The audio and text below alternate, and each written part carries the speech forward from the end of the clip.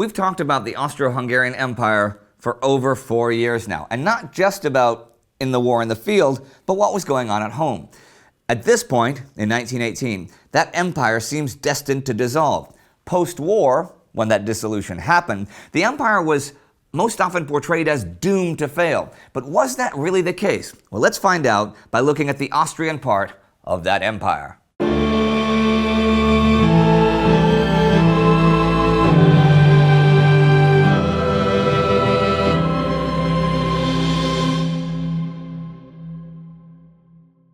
I'm Indy Nidell. Welcome to a Great War special episode about Austria and the First World War.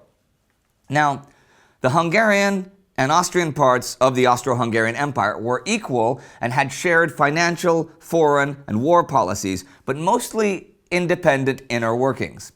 In the Austrian part, over the 5 to 6 decades before the Great War, domestic conflicts with the various minorities slowly led to the successive governments adopting minority demands. So eventually, they mostly had equal rights with the German majority, and in 1907, all men were given suffrage. In fact, the Austrian Reichsrat, the parliament, allowed the following languages in session: German, Czech, Polish, Croatian, Serbian, Slovenian, Italian, Romanian, and Russian, but did not provide translators. As in other legislatures, filibustering was a common tactic for any of the 40-odd factions to obstruct business. So members of the Reichsrat could hold endless speeches in their native tongues that only a few other people could even understand, and it even became a tourist attraction. A Berlin journalist wrote, "Unlike the theaters or opera houses of the city, visiting the parliament was free." The struggle between the political establishment and the minorities created multiple crises, notably in 1897 and 1905. We covered these in our specials about different parts of the empire and our Franz Joseph special. But to underline how serious the situation was in 1905, the Austrian Ministry of War had plans to quell Hungarian troublemakers by bombarding Budapest with the Danube flotilla. But it was a conflict with the Czechs in 1913, though, that had lasting consequences for the Great War. See, the Germans were blocking the local Bohemian parliament's work, Bohemia being the Czech crown lands. This led to Austrian Minister-President Count Karl von Sturg dissolving it. This in turn angered the Czechs in the Reichsrat, so they began blocking the Austrian parliament. Sturg then simply put the Reichsrat on hold. This lasted from 1914 to 1917, and during that time, Austria was governed by emergency decree. The first major consequence of that was during the July crisis in 1914. Parliament could not act as a controlling or stabilizing influence. But I have to point out that though political crises were commonplace, none of these conflicts ever usually questioned the existence of the monarchy itself, since it provided stability, even to the most minority politicians in Vienna. But that view evolved over the course of the war. And you can see that in Sturg's assassination in October 1916 by the son of a well-known socialist. You might think that such an assassination from the left would cause all sorts of issues, but instead, everybody was mostly okay with it, since most everybody saw him as a major obstacle. The Austrian population held him responsible for the deteriorating food and supply situation. Army command thought he was a roadblock on the path to military dictatorship.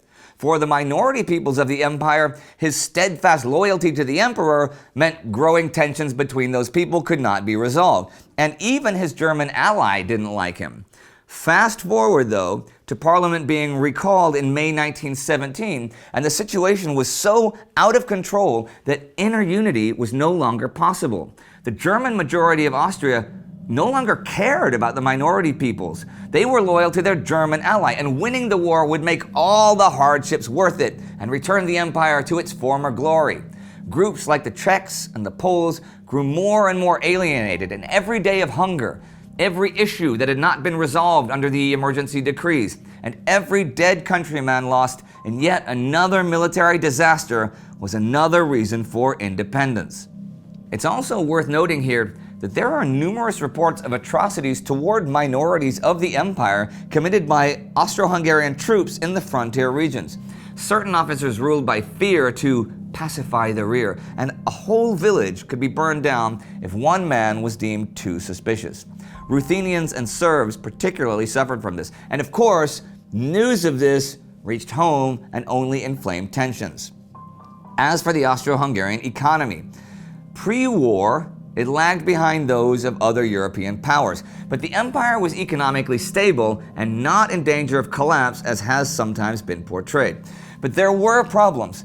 The Austrian part of the empire was home to major heavy industry, but from 1906 the iron industry stagnated, and the Balkan Wars of 1912 and 1913 hit the textile and paper industries hard. One major stabilizing force was the heavy arms industry, though, and one big part of them was Steyr. Up to the outbreak of the war, Steyr had delivered hundreds of thousands of rifles to Serbia, Romania, and Greece. The empire had been self-sufficient in terms of food before the war as well. A lot of the agricultural land, though, was in places like Galicia in the east and needed to reach Austria by train. When the war began, it became immediately obvious that there were not enough locomotives or rolling stock to handle requirements, and existing ones could not be maintained because they were needed non-stop. Already in 1914, there were huge stores of grain and coal that just lay waiting around for transport that was unavailable. And what was available had to transport soldiers and supplies to both the Serbian and Russian borders. The military took priority, and the civilians quite simply could not be kept supplied. To worsen the issue, when huge numbers of farmers became soldiers, agricultural production collapsed, and the food situation in Vienna grew dire. And imports of either food or trains were not an option because of the Allied blockade of the Mediterranean, especially once Romania joined the war. By the numbers, in 1915, a worker in Vienna got on average half the daily calories he had in 1913. By 1918, it was half of 1915. The Austrian economy shrank by 40% by 1918. In 1919, it was estimated that 10% of civilian deaths in Vienna were directly because of hunger and 20 to 30% as a result of malnutrition. During the war, civilian unrest over the food situation was commonplace, and in 1916, hunger riots broke out, by which time 500,000 people were lining up daily for supplies. By 1917 and 1918, riots and strikes were ever more frequent. Germany, through the Hindenburg Program, demanded that Austria-Hungary double the output of its military production facilities, which made it worse for civilians. Austrians tried their luck getting food from Hungary, which was more agricultural, so Hungary enacted harsher border customs and police patrols. When Imperial Foreign Minister Count Czernin pleaded with Hungary to send food transports to Austria, the reply from the Hungarian agricultural minister was, "If Austria is starving, they shouldn't fight a war." By 1918, the striking had escalated. Up to 700,000 workers at a time would strike for food, and there was also a fear of a German military invasion of Bohemia to secure military production and keep it running. When the Treaty of Brest-Litovsk is signed in March, ending the war for Russia, Austria-Hungary agreed to its terms on condition that the empire gets part of the food supplies. Those supplies never arrived. The Austrian Home Guard then seized 2,500 train cars of corn en route via ship to Germany, desperate to alleviate the situation. But as we know by now from the regular episodes, that situation is anything but alleviated. And the centuries-old empire is really now an empire in name only. I'll end today with a quote from Swiss observers of the situation in late 1918. "The populace is starving and freezing. The civil guards are not to be counted on. The constant greed for food has a demoralizing effect on the entire people. Theft is commonplace. Beggars, cripples, homeless families, neglected families, riffraff on the streets, a mortally wounded, dying city. That is what has become of the once so magnificent Vienna."